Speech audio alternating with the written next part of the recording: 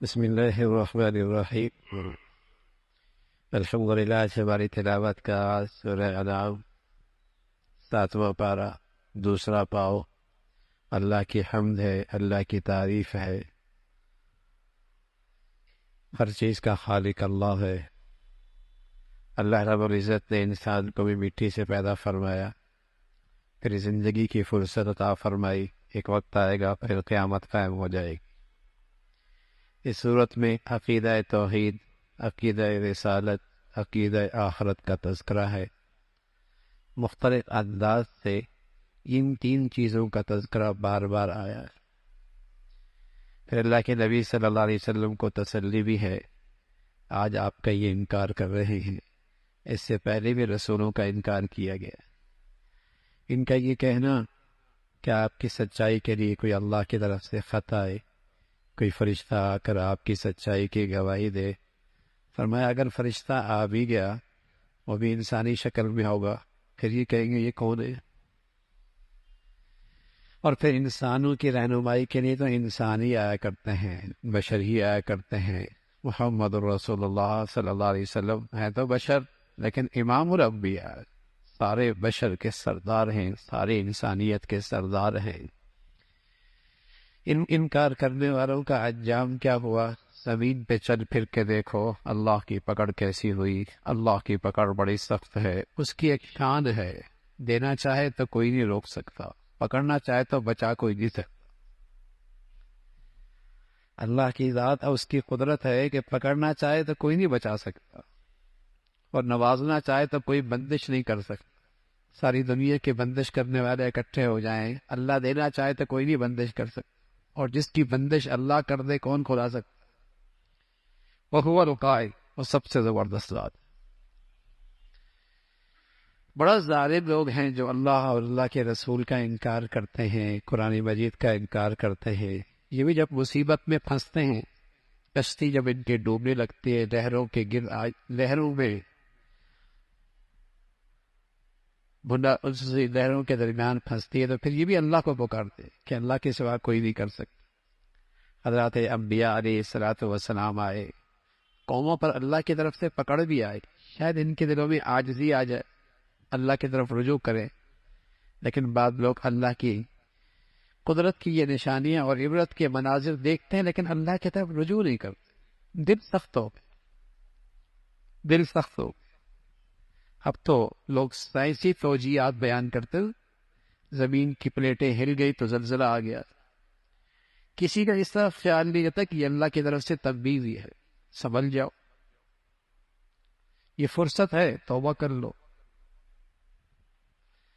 زلزلہ آیا کوفہ کے وقت، عبداللہ ابن مسعود تھے رضی اللہ تعالیٰ عنہ، وہاں پر موجود تھے۔ زلزلہ آیا، کہا لوگو یہ زلزلہ ہے، اللہ چاہتے ہیں تم اللہ سے معافی مانگو، اللہ چاہتے ہیں تم اللہ سے معافی مانگو۔ تو لیکن جب دل سخت ہو جاتا ہے تو آدمی اثر نہیں لیتا، کیسی یہ عبرت کے مناظر ہوں، لوگوں کا دل نہیں پگھلتا۔ اس کا تذکرہ فرمایا اس امت پر بھی مختلف قسم کی مصیبتیں آئیں گی، لیکن کلی طور پہ اس کی امت ہلاک نہیں ہو، آسمانی عذاب سے اور زمینی عذاب سے۔ جیسے پچھلی قوموں کے اندر آسمان سے عذاب آیا، ساری امت مٹ گئی، زمین سے عذاب آیا، سیلاب آیا، پانی کا ریلا آیا، زمین سے چشمے ابلنے لگے، ساری امت مٹ گئی۔ لیکن اس امت پر ایسا عذاب نہیں آئے گا۔ ہاں ایک عذاب آئے گا، آپس میں دستے گریبان ہونے، وہاں آپس میں جنگ و جدال کرے گا۔ اللہ تعالیٰ حفاظت فرمائے، آپس کی نفرت اور آپس کا جھگڑا اللہ کا عذاب ہوتا ہے، اور آپس کی محبت اور آپس کا اتفاق یہ اللہ کا بڑا انعام ہوتا ہے۔ تو اس کا تذکرہ فرمایا یہ آئے گا۔ فرمایا جو لوگ بے دینی کی بات کریں تم ان کے پاس نہ بیٹھو۔ آپ علیہ الصلوۃ والسلام سے کہا گیا، امت کو نصیحت کی گئی، امت کو نصیحت کی گئی آپ کے واسطے سے، بے دینوں کی صحبت میں نہ بیٹھ۔ بس اوقات آدمی بے دین آدمی کی باتیں سنتا ہے تو اس کے اندر سے عقیدہ کمزور ہو جاتا ہے۔ گھڑا کچا ہو نا، اور اس میں پانی ڈال دے تو سوراخ ہو جائے گی۔ جب آدمی کے اپنے نظریات، سوچ، فکر، عقیدہ، ایمان کمزور ہوتا ہے تو بری صحبت سے اس کے اندر سوراخ ہو جاتی، اس کے اندر سوراخ ہو جاتی. ہاں، یا تو پھر گھڑا مضبوط ہو، پانی ڈال دے تو پانی ٹھنڈا کر دے گا، یا تو آدمی عقیدے ایمان کے لحاظ سے ایسا ہو کہ بے دینوں کے پاس بیٹھے تو ان کو بھی دین پہ لے آئے، ایسا طاقتور ہو. اس لیے ہر ایک کی سننا، ہر ایک کی پڑھنا، یہ کوئی عقل مندی نہیں ہوتی. کہتے نہیں میں تو ریسرچ کر رہا ہوں. ارے میاں ریسرچ کی صلاحیت بھی تو ہو. کبھی اماں کے علاج کرنے کے لیے خود ریسرچ کرنا شروع کر دی؟ نہیں، وہاں تو ڈاکٹر پہ اعتماد کرتے ہیں. اپنا گھر بنانے کے لیے چلو میں خود بناؤں گا، ریسرچ کی؟ نہیں، وہاں تو کسی پہ اعتماد کرتا ہے. یہ دین ہی ایک ایسا مذاق ہے، ہر آدمی ریسرچ کر رہا ہو. پہلے وہ صلاحیت ہو پھر ریسرچ کیجیے نا بھائی. پہلے صلاحیت تو ہو، استعداد تو ہو. بے دینوں کی صحبت میں نہ بیٹھو، اس کا تذکرہ فرمایا. پھر حضرت ابراہیم علیہ الصلوۃ والسلام کا تذکرہ ہے. ایسے گھر میں آنکھ کھولی جہاں پورا ماحول شرک بھرا ہوا تھا. باپ مجاور تھا، بت بنایا کرتا تھا. بہت سمجھایا اللہ کی توحید، اللہ کی بڑائی بہت سمجھایا. سورج، چاند، ستارے، یہ خدا صاحب شام کو غروب ہو رہا ہے، یہ چاند نکلتا ہے پھر غروب ہو جاتا ہے، سورج آتا ہے اور چلا جاتا ہے. یہ معبود نہیں ہو سکتی. معبود وہ ذات ہے جو ہمیشہ سے ہمیشہ رہے گی. بہت بڑا ظلم ہے جو اللہ کی ذات میں، اللہ کی صفات میں شریک ٹھہراتا ہے. پھر 17 انبیاء علیہ الصلوۃ والسلام کا تذکرہ. یوں تو بے شمار انبیاء دنیا میں آئے، لیکن ان 17 کے نام دو چند آیتوں میں اللہ نے ذکر کر دی اور فرمایا یہ سب اللہ کے برگزیدہ بندے تھے، ان کی پیروی کرو، کامیاب ہو جاؤ.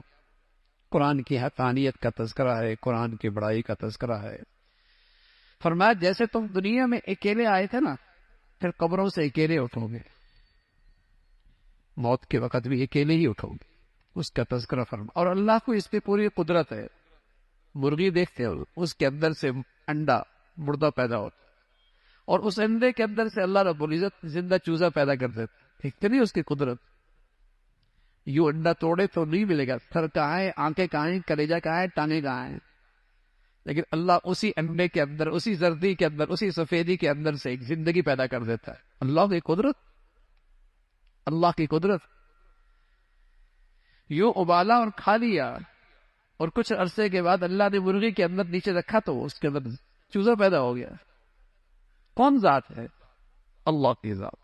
وہی ذات ہے جو زمین کے اندر سے نباتات، سبزیاں اگاتی. ایک ہی زمین ہے، پانی ایک جیسا، کھیتی بھی، زمین بھی ایک جیسی، اور اس میں ڈالنے والی جسے کہیں کہ اس کی نگرانی اور اس کی حفاظت بھی ایک جیسی، کھاد بھی ایک جیسی. لیکن نکلنے والا پودا اور نکلنے والا پھل، اس کا ذائقہ مختلف، رنگت مختلف، سائز مختلف. کون کرتا ہے؟ اللہ ایک کرتا. اس ذات کی قدرت ہے، وہی خالق ہے، اس کے سوا کوئی نہیں. وہ سب کچھ دیکھ سکتا ہے، تمہیں سب کچھ دیکھ رہا ہے، لیکن اس کو دنیا میں کوئی نہیں دیکھ سکتا. بڑا باریک باں ہے، وہ سب جانتا ہے، سب دیکھتا ہے. اس کا تذکرہ فرمایا. یہ قسمیں کھایا کرتے تھے اللہ کی مانیں گے، لیکن جب اللہ کی بات آئی انکار کر بیٹھا. اللہ کریم فرما رہے اگر ہم فرشتہ بھی اتار دے تو پھر بھی یہ نہیں مانیں گے. فرشتہ آئے، ان سے بات بھی کریں، ضدی ہیں، تکبر ہیں، نہیں مانے. دو قسم کے لوگ ہوتے ہیں.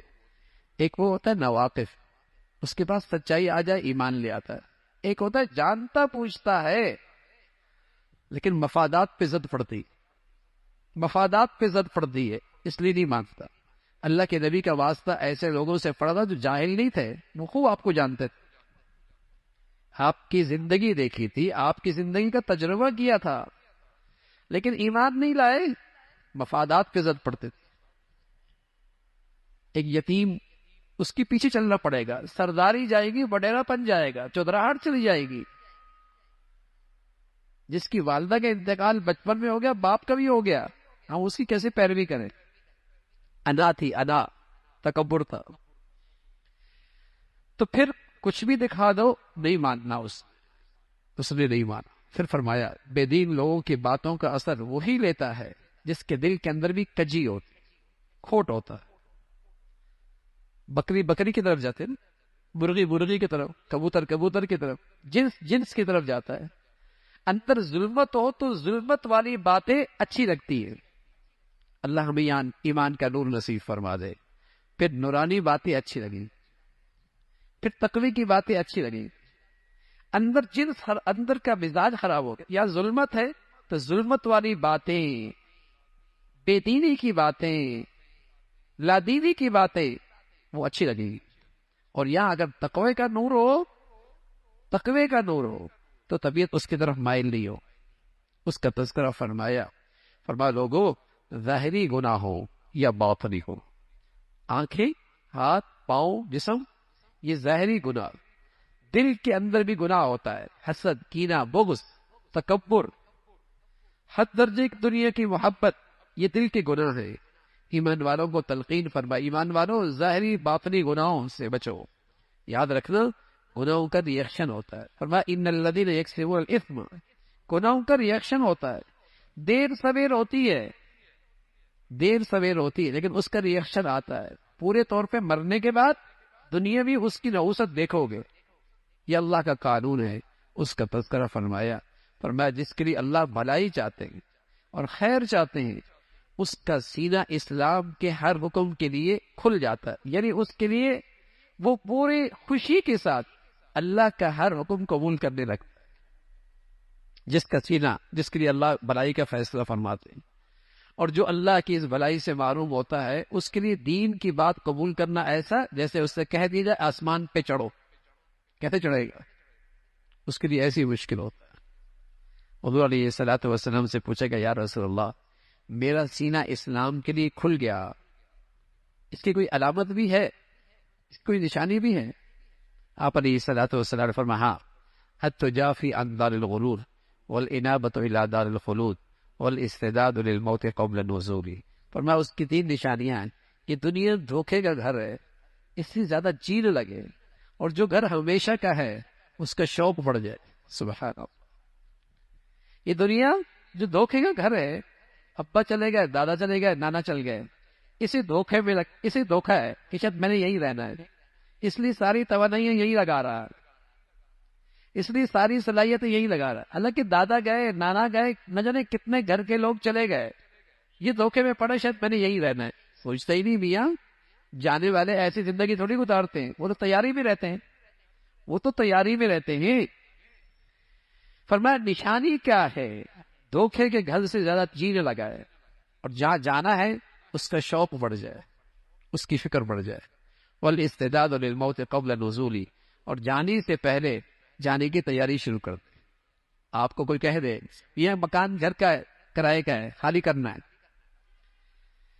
کرائے کا مکان خالی کرنا ہے، تو بتائیے تیاری شروع ہوتی ہی نہیں ہوتی؟ تو میرے گھر کا فرد جب دنیا سے جاتا ہے تو مجھے کہہ کے جاتا ہے کہ میاں تیاری کر لو، تم نے بھی دنیا کا یہ کرائے کا مکان خالی کرنا ہے، لیکن سنتے نہیں ہیں ہم سنتے نہیں ہیں۔ میرے گھر کا جانے والا بھی مجھے خبر کر کے دیا جاتا ہے کہ میاں دنیا کے مالک نے تجھے بھی یہاں اس گھر سے شفٹ کرنا ہے۔ تو یہی ایمان کی علامت ہے۔ اللہ ہمیں نصیب فرما دے، اللہ رب العزت ہمیں نصیب فرما دے۔ اس کا تذکرہ فرمایا، پھر مشرکین کی غلط روایات اور ان کی حماقتوں کا تذکرہ ہے۔ اللہ کو مشرک بھی مانتا ہے، لیکن وہ ایسا مانتا ہے جیسے اس کا اپنا مزاج ہے، نبی کی طرح نہیں مانتا، جیسے نبی کی تعلیمات ہے، جیسے دین کی تعلیمات ہے، ایسے نہیں مانتا، حماقتیں کرتا ہے۔ حماقت کیا کرتا ہے؟ زراعت کھیتی ہوتی ہے تو اللہ کا حصہ بھی نکالتا ہے، اللہ کا حصہ بھی نکالتا ہے، اور اپنے معبودوں کے لیے بھی حصہ نکالتا ہے۔ اللہ کا حصہ معبودوں میں مل جائے کوئی پرواہ نہیں، معبودوں کا حصہ اللہ کیسے مل جائے پریشان ہو جاتا ہے، کہیں معبود ناراض نہ ہو جائے۔ مسجد کے پاس سے گزرے گا، موسیقی کی آواز بلند ہو جائے گی، بابا کے پاس سے کر جائے گا، ایسا کر دے گا، ادھر ڈرتا ہے، اس سے نہیں ڈرتا، اللہ سے نہیں ڈرتا، اللہ سے نہیں ڈرتا۔ تو اس طریقے سے یہ مشرک کیا کرتا تھا، جانور چوپائے، ان کی جو بچے پیٹ میں ہوتے تھے ان کے بارے میں غلط نظریہ عقیدہ کہ فلاں کھا سکتا ہے، فلاں نہیں کھا سکتا، اس کی مذمت فرمائی۔ اور پھر اللہ رب العزت نے تلقین فرمائی کہ دیکھو حق سچ کے ایک وظیفہ، ایک مضمون ہے، اور یہ نصیحتیں ہیں، اور یہ نصیحتیں گویا کہ عبداللہ ابن مسعود فرمایا کرتے تھے رضی اللہ تعالیٰ عنہ، اگر کوئی کہے کہ اللہ کے نبی دنیا سے تشریف لے گئے تو آپ امت تو کیا نصیحت کر کے گئے؟ تو فرمایا وہ اس آیت کے اندر وہ ساری نصیحتیں موجود ہیں، اور یہ ایسی نصیحتیں جو ہر نبی نے اپنی امت کو نصیحتیں کی ہیں۔ اس کی پہلی چیز کیا ہے؟ پہلی چیز ہے لوگوں، اللہ کے ساتھ شرک میں، اللہ تشرک بشیء، والدین کے ساتھ حسن سلوک کر، والدین کے ساتھ حسن سلوک کرو، اپنی اولاد کو ناحق قتل نہ کر۔ اس زمانے میں بھوک کی وجہ سے اولاد کو قتل کر دیا کرتے تھے، بیٹیوں کو آر کی وجہ سے قتل کر دیا کرتے تھے، اور مسلمان بھی آج ایسے ہی کرتا ہے۔ جب بچیوں کا پتہ بچی ہو رہی ہے تو حمل ضائع کرا دیتا، 4 مہینے کے بعد بچی کا حمل ضائع کرنا قاتل ہے، قاتل۔ جو کہتا ہے وہ بھی قاتل ہے، جو کر رہا ہے وہ بھی قاتل ہے۔ وہ بھوک کے خطرے کی وجہ سے بچوں کو قتل کر دیا کرتے، فرمایا بچوں کو قتل نہ کرو۔ اس کا تذکرہ فرمایا یتیموں کا مال مت کھاؤ، یتیموں کا مال مت کھاؤ، اور جو مخلوق سے عہد کرو اسے پورا کرو، ناپ تول میں کمی نہ کرو، ناپ تول میں کمی نہ کرو، اور اللہ سے جو عہد کر رکھا ہے اس کے اندر بھی کمی نہ کرو۔ اس کا تذکرہ فرمایا یہ ہے سیدھا راستہ، اس کی پیروی کرو۔ پھر قرآن کی عظمت کا تذکرہ ہے اور اس کی تلقین ہے، اور آخر میں فرمایا اللہ کے نبی صلی اللہ علیہ وسلم سے کہا گیا آپ انہیں کہہ دیں، آپ انہیں کہہ دیں کہ میری نواز، میری قربانی سب اللہ کی، اور میرا جینا مرنا بھی اللہ کی۔ نماز بڑی عبادت، قربانی بھی بڑی عبادت ہے، لیکن جو اللہ مسلمانوں سے چاہتا ہے وہ کیا چاہتا ہے؟ کہ تمہارا جینا بھی اللہ کے لیے ہو، تمہارا مرنا بھی اللہ کے لیے۔ اللہ کے نبی سے کہا گیا لوگوں سے کہہ دو ان صلاتی و نسکی و محیای و مماتی للہ رب العالمین، میرا جینا مرنا خالص اللہ کے لیے، اور اس اللہ کا کوئی شریک نہیں۔ پہلے قومیں آئیں چلی گئی، اللہ رب العزت نے تمہیں ان کی نیابت میں دنیا میں بھیجا ہے، دیکھنا چاہتا ہے تمہارے اعمال کیسے۔ ویسے تو وہ جانتا ہے، لیکن اظہار ہو جائے، اظہار ہو جائے۔ اللہ رب العزت نے تمہیں ایک مختصر سی زندگی دی ہے، اور وہ اللہ رب العزت دیکھنا چاہتے ہیں تم کیا لے کے آتے اور تمہاری زندگی کیسی ہے۔ اور یاد رکھنا اللہ بہت جلد حساب لینے والے، اس کے لیے حساب و کتاب کا نظام بنانا کوئی مشکل نہیں ہے۔ سب کی زندگی کا ریکارڈ اس کے پاس موجود ہے، اور جلد ہی اس کا فیصلہ فرما دیں گے۔ اللہ رب العزت ہمیں آخرت کی زندگی میں صحیح یقین نصیب فرما دے۔